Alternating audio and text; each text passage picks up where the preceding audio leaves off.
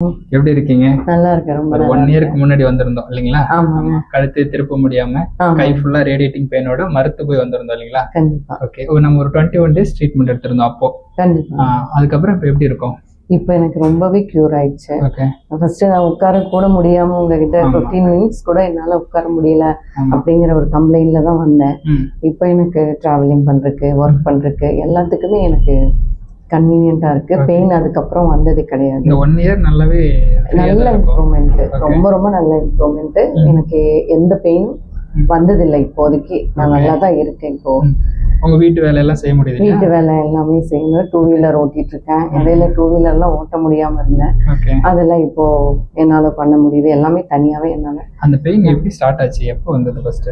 அது எனக்கு ஒரு 1 இயருக்கு முன்னாடியே வந்தது. வந்து நான் அங்கே ட்ரீட்மெண்ட் எல்லாம் பண்ணேன். வரும்போது எம்ஆர்ஐயோட தான் வந்தோம்.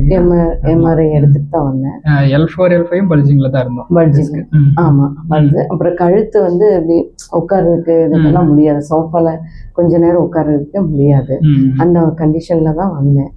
எனக்கும் தெரிஞ்சவங்க ஒருத்தவங்க சொல்லிட்டு தான் நான் இங்க தெரியும். அதுக்கப்புறம் வந்தேன்.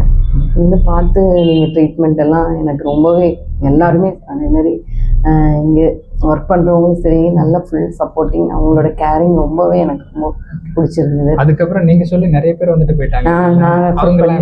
அவங்க எல்லாருமே நல்லா இருக்காங்க. இப்போ எதுக்காக வந்திருந்தோம்? எதுங்க? இப்போ எதுக்காக வந்திருக்கோம்? நானுங்களா, எனக்கு தெரிஞ்சவங்களுக்கும் இதே மாதிரி கம்ப்ளைண்ட் சொல்லி அவங்களை கூட்டிட்டு வந்துருக்கேன். ஆமா. ஓகே. அந்த எக்ஸசைஸ் எல்லாம் முன்னாடி சொல்லி கொடுத்தாங்க இல்லையா? அதெல்லாம் பண்ணிட்டு அதெல்லாம் ரெகுலரா பண்ணிட்டு இருக்கேன்.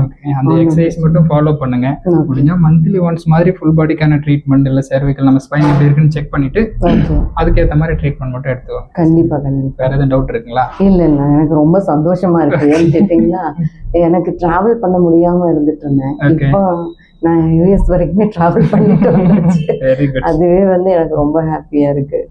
ரொம்ப சந்தோஷம். உங்களுக்கு தேங்க்யூ மேடம்.